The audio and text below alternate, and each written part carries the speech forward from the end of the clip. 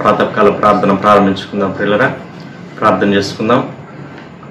ధవలవర్ణుడా, రత్నవర్ణుడా, 10,000 అతికాంక్షణీయుడా యేసయ్య, మీకే స్తుతులు స్తోత్రాలు వందనాలు చెల్లించుకుంటున్నాను. ఆయన దేవా, ఈ శ్రేష్టమైన సమయం మీరు మాకు అనుగ్రహించిన విధానం అంతటి కొరకు స్తోత్రాలు చెల్లించుకుంటున్నాం. ఆయన మా కొరకు దీవించండి, ఆశీర్వదించండి. మా స్తుతుల మీద మీరు ఆశీర్వాదం మనం ప్రార్థన చేస్తున్నాం. వేవేల దూతల చేత నిత్యం నాయన పొగడబడుచున్నటువంటి గొప్ప దేవా, మీకు స్తోత్రాలు వందనాలు చేయించుకుంటున్నాం. ఇదిగో ప్రభా, మేము కూడా వేకుజామున మిమ్మల్ని స్తుతించు భాగ్యం మీరు మాకు అనుగ్రహిస్తున్న విధానం అంతటి కొరకు స్తోత్రాలు. అలాగే మరి తండ్రి 91వ కీర్తన చదువుకునే సమయం అంతటిని కూడా మా కొరకు దీవించండి, ఆశీర్వదించండి. మీ నామానికి మహిమ తెచ్చుకోండి. ఇదిగో ప్రభా, మరి తండ్రి నాయన అయా, మీ వాక్యం వినే సమయం అంతటిని కూడా మా కొరకు దీవించమని ప్రార్థన చేస్తున్నాం. దేవా, శ్రేష్టమైనటువంటి దేవా మీ వాక్యాన్ని దేవా మేము వినే సమయం అంతటిని కూడా మా కొరకు ఆశీర్వదించమని ప్రార్థన చేస్తున్నాం. ఆయన ఇదిగో ప్రభా, చివరి ప్రార్థన ఆశీర్వాదం వరకు మీ సన్నిధి మాకు తోడుగా ఉంచండి. ఆయన మీ ఆత్మశక్తి బలంతో నింపమని ప్రార్థన చేస్తున్నాం. యేసయ్య నామములో స్తుతించి ప్రార్థన చేసి అడిగి వేడుకుంటున్నాం పరలోకపు తండ్రి, ఆమేన్. సమయంలో పాట పాడి దేవునామాన్ని మహిమపరదాం. ప్రియులారా,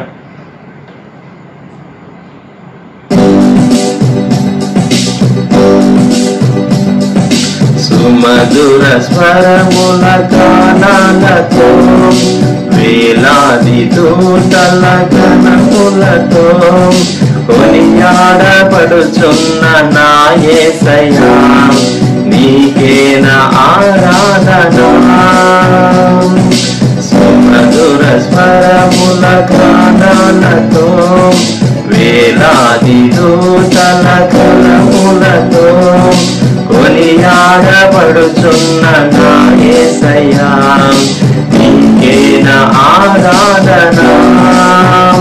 మహానందమే నాలో పరవశమే, నిన్ను స్తుతించిన ప్రతి క్షణం.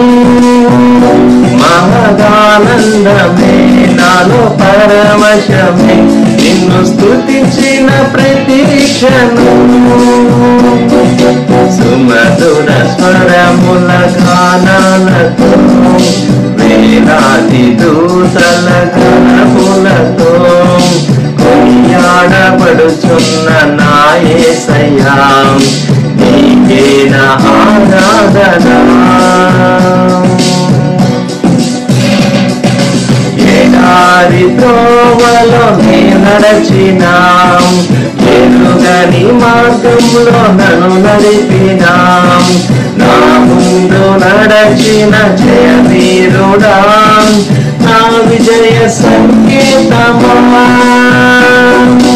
ఎడారి త్రోవలో నే నడచినాం, ఎరుగని మార్గంలో నన్ను నడిపినాం. నా ముందు నడచిన జయ వీరుడా, నా విజయ సంకేతమా. నీవే నీవే నా ఆనందము, నీవే నీవే నా ఆరాధము. నీవే నీవే నా ఆనందము, నీవే నా ఆధారము. సుమధుర స్వరముల గానాలతో వేలాది దూతల గణములతో కొనియాడబడుచున్న నా యేసయ్యా, నీకేన ఆరాధన.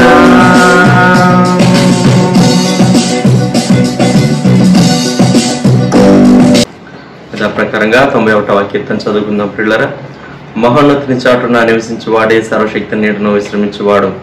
ఆయనే నాకు ఆశ్రయము, నా కోట, నేను నమ్ముకును నా దేవుడని నేను యెహోవాని గూర్చి చెప్పుచున్నాను.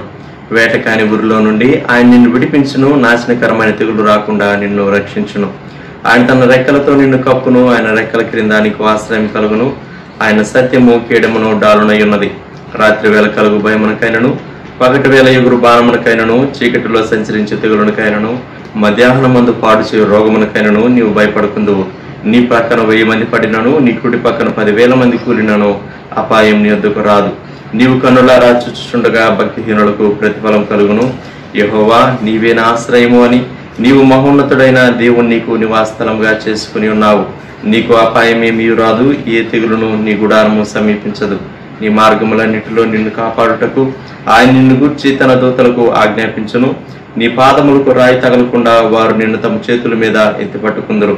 నీవు సింహములను నాగుపాములను త్రొక్కెదవు, కొదమ సింహములను భుజంగములను అనగద్రొక్కెదవు. అతడు నన్ను ప్రేమించుచున్నాడు గనుక నేను అతని తప్పించెదను. అతడు నా నామం ఎరిగిన వాడు గనుక నేను అతని గణపరచెదను. అతడు నాకు మొరపెట్టగా నేను అతనికి ఉత్తరం ఇచ్చేదను. శ్రమలో నేను అతనికి తోడై ఉండెదను. అతని విడిపించి అతని గొప్ప చేసేదను. దీర్ఘాయువు చేత అతనిని తృప్తిపరచెదను. నా రక్షణ అతనికి చూపించెదను. ఆమేన్. ఈ దినం హబక్కూకు గ్రంథం 3వ అధ్యాయం మొదటి 2 వచనాలు. ప్రవక్తయగు హబక్కూకు చేసిన ప్రార్థన.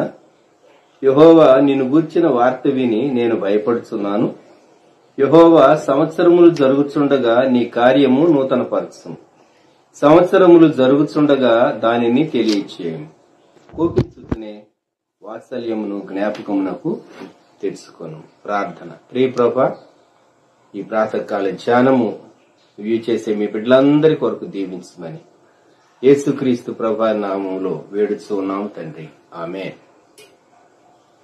ప్రియమైన వారలారా, ఈ ఉదయకాలం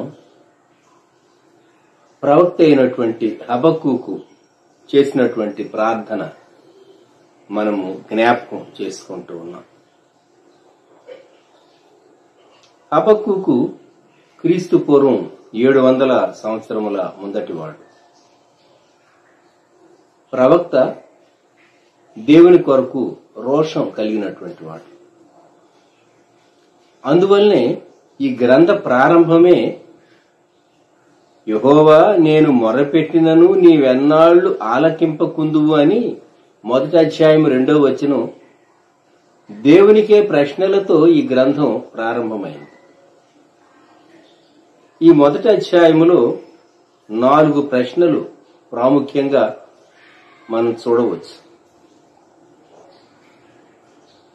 ప్రవక్త అయినటువంటి హబక్కూకు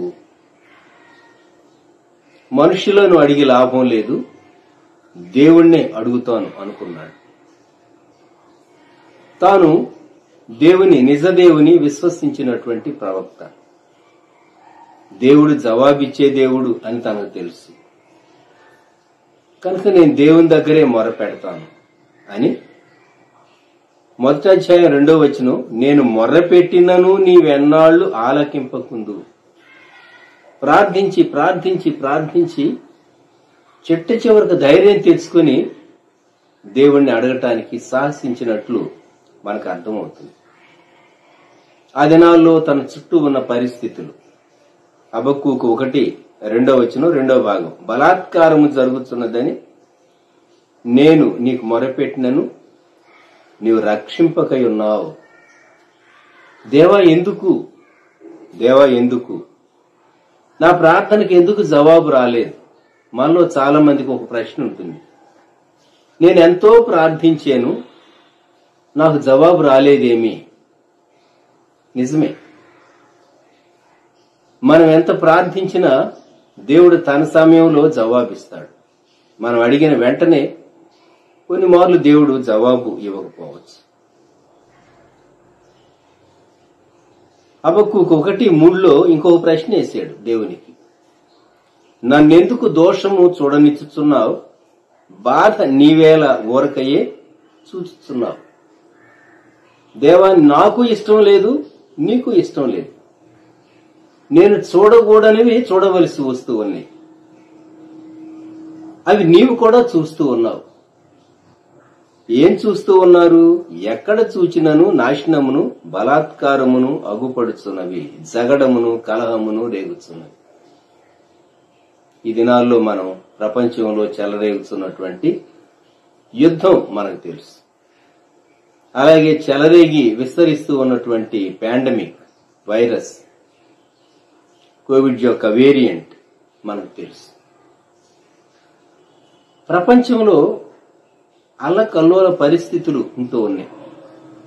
నెమ్మది లేదు, జనాంగముల మధ్య నెమ్మది లేదు, దేశములో నెమ్మది లేదు, దేశాల్లో నెమ్మది లేదు.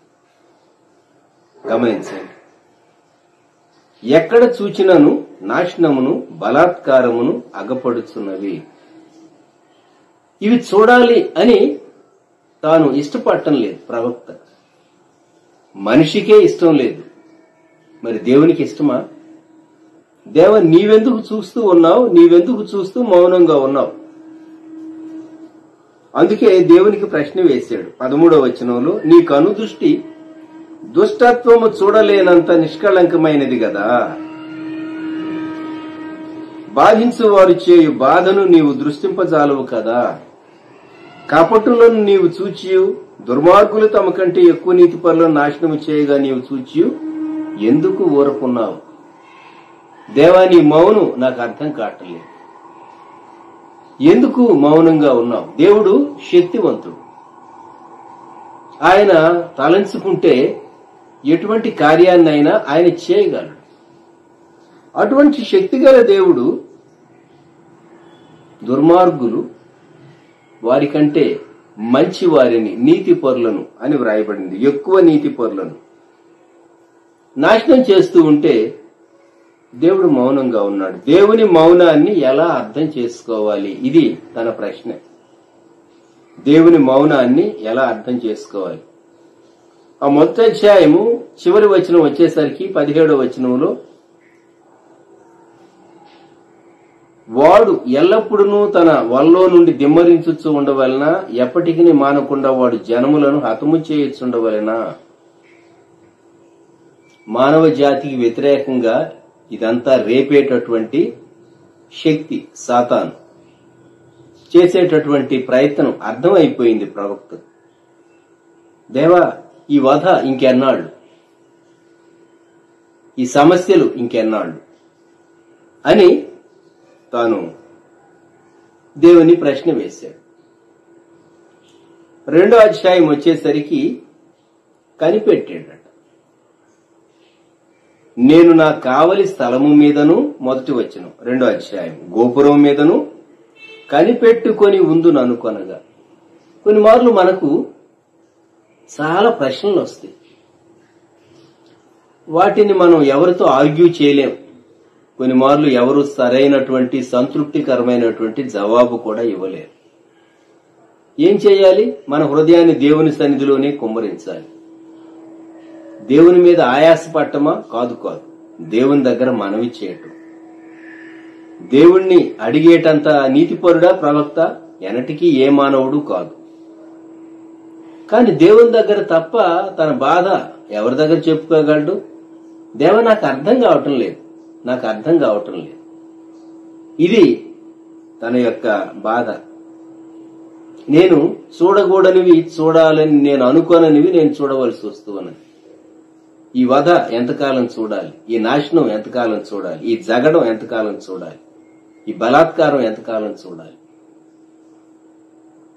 ఇవన్నీ తాను చూస్తూ తన మనస్సును నొప్పించుకుంటూ, లేక మనస్సాక్షిని నొప్పించుకుంటూ దేవుని సన్నిధిలో తాను కనిపెట్టాడు. దేవుణ్ణి అడిగి ఆయన నాకు ఏమి సెలవిచ్చునో. మనం ప్రభు సన్నిధానంలో కనిపెట్టినప్పుడు ప్రభు చేసేటటువంటి కార్యం 2:2 యెహోవా నాకు ఇలాగు సెలవిచ్చాను. దేవుడు జవాబిస్తాడా? ఇస్తాడు. తప్పకిస్తాడా? ఇస్తాడు. అయితే మనం అనుకున్న సమయంలో ఇవ్వకపోవచ్చు. మనము టైం స్టిప్యులేట్ చేయలేం. ఇన్ని గంటల్లో నాకు జవాబు ఇవ్వాలి దేవా అని అనలేం, అనకూడదు. కనిపెట్టుకోవాలి. దేవుడు జవాబిచ్చాడు. యెహోవా నాకు ఇలాగు సెలవిచ్చాను.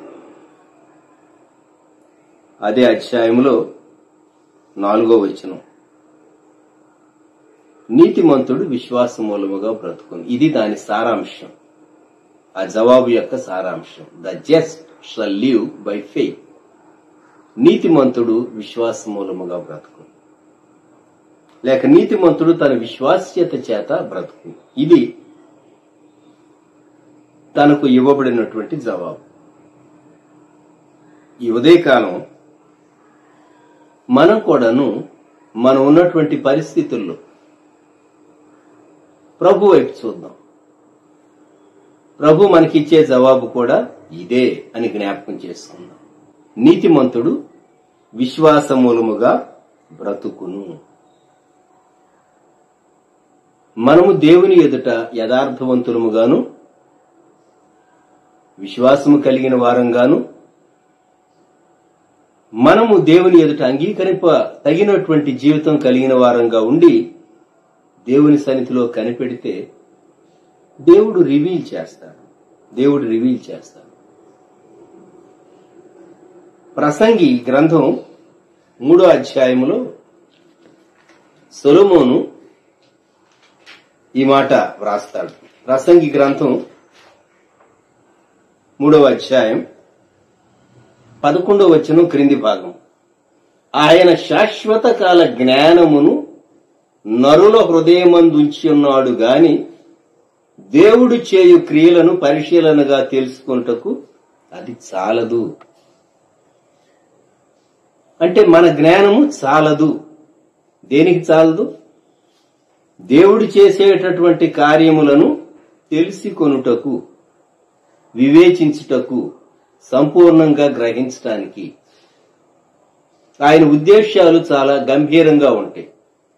మనం కొంత మటుకు చూడగలం, కొంత మటుకు ఆలోచించగలం, కొంత మటుకు పని చేయగలం. దేవుడు అనాది నుండి అనంతం వరకు ఉండేటటువంటి దేవుడు. ఆయన భవిష్యత్ కాలాన్ని ఆయన సంపూర్ణంగా చూడగలిగినటువంటి దేవుడు.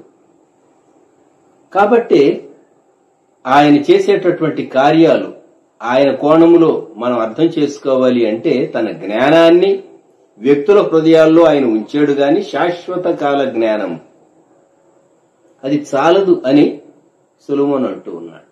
ఆలోచించండి. ఈ ఉదయకాలం మనం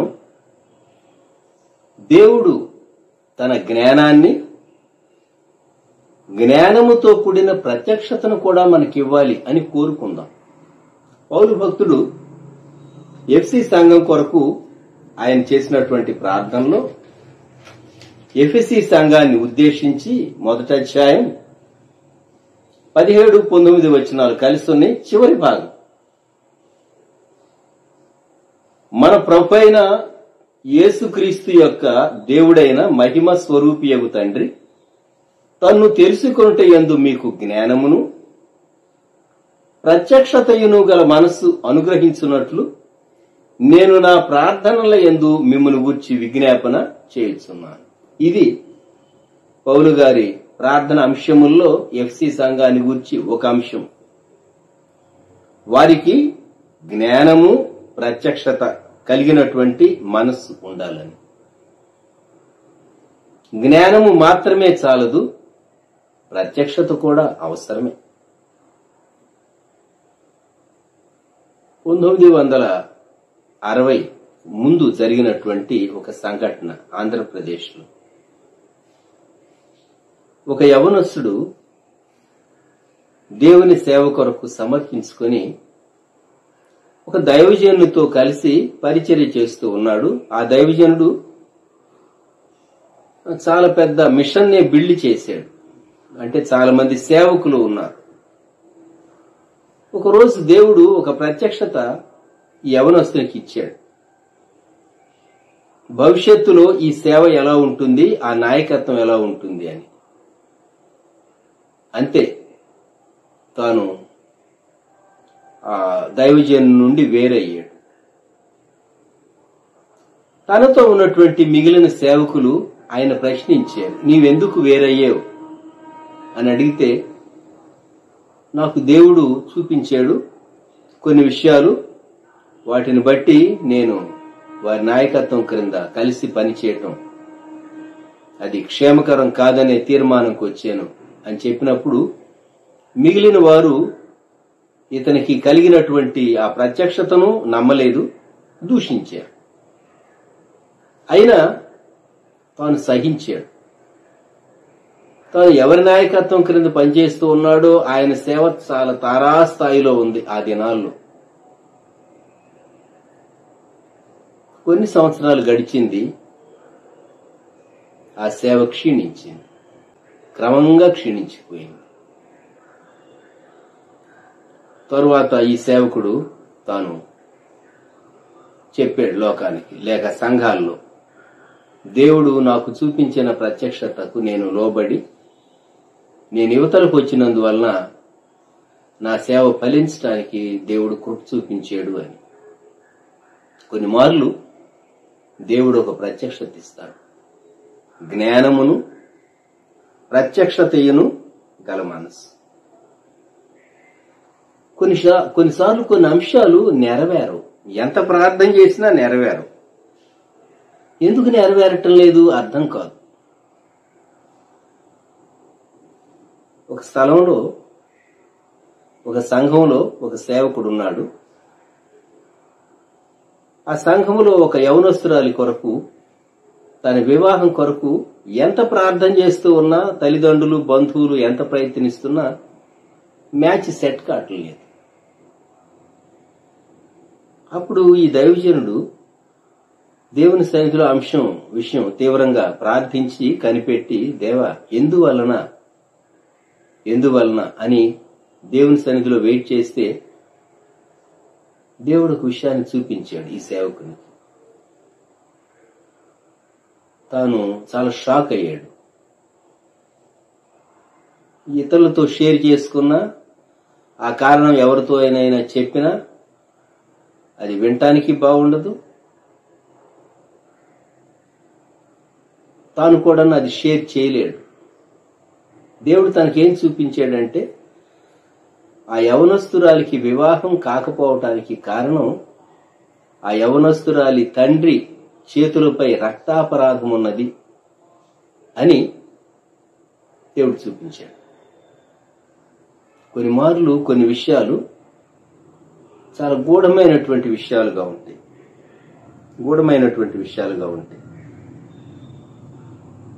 అందుకే మనం అక్కడ ప్రిన్సిపల్ ఏంటి అనేది మాత్రమే తెలుసుకుంటాం. అంతేగాని ఎవరినో విమర్శించడానికి లేకుంటే ఎవరిని గురించి ఏదో మాట్లాడటానికి కాదు. కొన్ని విషయాలు దేవుని సన్నిధిలో ఎంతో వేచి ఉంటే గాని ప్రత్యక్షత దేవుడిచ్చి, జ్ఞానమును ప్రత్యక్షత గల మనసు. కొన్ని విషయాలు దేవుడు రివీల్ చేయడు. హబక్కూకుకు దేవుడు రివీల్ చేశాడు. ఏమని అంటే, నీతిమంతుడు విశ్వాసమూలముగా బ్రతుకును. హబక్కూకు తాను ప్రార్థన చేయటం ప్రారంభించాడు. ఏమని? దేవా, సంవత్సరములు జరుగుతూ ఉండగా నీ కార్యము నూతనపరచుము. క్రింద సంవత్సరములు జరుగుతుండగా దానిని తెలియచేయము. ఒకటి, దేవుడు తెలియపరచాలి. రెండు, నూతనపరచాలి. గమనించండి,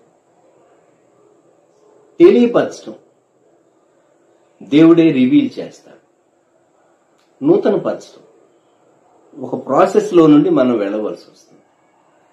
ఆరోగ్య విషయంలో కూడా ఎప్పటికప్పుడు మనం నూతనపరచబడుతూ ఉంటాం. ప్రకృతిని దేవుడు నూతనపరుస్తూ ఉంటాడు. దేవుని హస్తం యొక్క కార్యము ప్రకృతిలో మనకు కనబడుతుంది. మనం ఆ కోణంలో ఈ వాక్యాన్ని ధ్యానం చేయటం లేదు. వ్యక్తిగతంగా మన కొరకు మనలో దేవుని కార్యాన్ని గూర్చి మనం జ్ఞాపకం చేసుకుంటున్నాం. దేవుడు రక్షణ కార్యం మనలో చేస్తాడు. రక్షణ కార్యం మనలో జరిగించినటువంటి దేవుడు మనల్ని స్థిరపరచాలి అంటే నూతనపరుస్తూ, బలపరుస్తూ నడిపించాలి. కనుక జ్ఞానము, ప్రత్యక్షత కలిగినటువంటి మనస్సు మనకు అనుగ్రహించాలి. కొరింథీయులకు రాయబడిన మొదటి పత్రిక 1వ అధ్యాయం 31వ వచనంలో యేసుక్రీస్తు ప్రభు మన జ్ఞానము అని, మన పరిశుద్ధత, అలాగే ఆయన మన విమోచనం అని ఇలాగ 4 పదాలు అక్కడ వ్రాయబడి జ్ఞానము అని వాడబడి. జ్ఞానము ప్రభు అయినటువంటి యేసుక్రీస్తే తన వాక్యము ద్వారా మనకు రివీల్ చేయబడేటటువంటి గొప్ప రక్షకుడుగా ఉంటూ ఉన్నాడు. మనము ప్రభువును చూడటం నేర్చుకోవాలి. దేవుని వాక్య గ్రంథం పరిశీలిస్తూ ఉండగా లోకాన్ని మనం బాగా చూస్తూ ఉన్నాం. లోకం యొక్క సమస్యలను స్టడీ చేస్తున్నాం. కానీ ప్రభువును చూడటం, దావీదు భక్తుడు అన్నాడు, నేను ఎల్లప్పుడూ నా ప్రభువును చూచుంటిని అని. మనం మన జీవితంలో ప్రభువును చూడటం, ప్రభువునందు నిలిచి ఉండటం. రెండవది, ఆయన నూతన పరచటం. ప్రకటన గ్రంథం 1వ అధ్యాయములో తన దాసులకు దేవుడు అనుగ్రహించిన ప్రత్యక్షత అని వ్రాయబడిన మాట మనం చదువుతాం. 1వ అధ్యాయం 1వ వచనంలో ఆయన తన దూత ద్వారా వర్తమానం పంపి తన దాసుడైన యోహానుకు వాటిని సూచించారు. అదే ఆఖరి అధ్యాయం వచ్చేసరికి ప్రకటన గ్రంథం 22వ అధ్యాయంలో 6వ వచనం, మరియు ఆ దూత ఇలాగు నాతో చెప్పాను, ఈ మాటలు నమ్మకములను సత్యములునయ్యున్నవి. ప్రవక్తల ఆత్మలకు దేవుడగు ప్రభు త్వరలో సంభవింపవలసిన వాటిని తన దాసులకు చూపుటకై తన దూతను పంపెను. దేవుడు ప్రత్యక్షత అనుగ్రహించాడు. పద్మసు ద్వీపంలో ప్రియ శిష్యుడు, భక్తుడు, ముసలివాడు, పండు ముసలి, యేసుక్రీస్తు ప్రభు యొక్క శ్రమలో, సహనములో, రాజ్యములో పాలివాడు యోహానుకు బయలుపరిచాడు. మనం వెళ్లేటటువంటి టర్మాయిల్ ఉన్నటువంటి ఈ రోజుల్లో, శ్రమలు, అల్లకల్లోలు పరిస్థితులు ప్రపంచంలో ఉన్నటువంటి ఈ రోజుల్లో, అణ్వాయుధాల భయం ప్రపంచాన్ని గడగడలాడిస్తూ ఉన్నటువంటి ఈ రోజుల్లో దేవుడు సంవత్సరములు జరుగుతూ ఉండగా తన కార్యము మన కొరకు, మనలో ఆయన నూతనపరిచి మనను కాపాడాలని ప్రార్థన చేసుకున్నాం. తలలో ఉంచుతాం. ప్రేమగల మా ప్రభువా, పరిశుద్ధ తండ్రి, ఈ ఉదయకాలం ప్రవక్త అయినటువంటి హబక్కూకుతో మేము కూడా కలిసి, దేవా నీ కార్యము మాలో నూతనపరచుము అని ప్రార్థిస్తూ ఉన్నాం. మమ్ములను ఎన్నో విషయాలు భయమునకు, చింతకు, ఆందోళనకు గురి చేసేటటువంటి అంశాలు మా చుట్టూ లోకములో ఉంటూ ఉన్నాయి. నీ కార్యము తెలియపరచి నీవు దానిని మాలో, మా కొరకు నూతన పరిచితే తప్ప ప్రవక్త అయినటువంటి హబక్కూకు క్రీస్తు పూర్వం 700 సంవత్సరములకు ముందు ఏ పరిస్థితుల్లో ఈ పుస్తకాన్ని వ్రాసారో అటువంటి పరిస్థితులు మా చుట్టూ సహా ఉన్నవని మేము ఒప్పుకుంటూ ఉన్నాం. మీ వాక్యమును బట్టి, మీ వాగ్దానమును బట్టి, మీ వాక్య ప్రత్యక్షతను బట్టి మాకు నెమ్మది, ధైర్యము దయచేయండి. మీ సన్నిధిలో కనిపెట్టి జవాబు పొంది మీ కృపను బట్టి స్తుతించేటటువంటి భాగ్యం మాకు అనుగ్రహించండి. ఈ దినమంతటిని మా కొరకు దీవించండి. వ్యూ చేస్తున్న బిడ్డలు, వారి కుటుంబాలను ఆశీర్వదించండి. దేవా, క్లుప్త సమయం వాక్య ధ్యానాన్ని మీరు దీవిస్తూ ఉదయకాల ధ్యానాలను మీరు ఆశీర్వదించి దీవించి బలపరుచున్నాయి.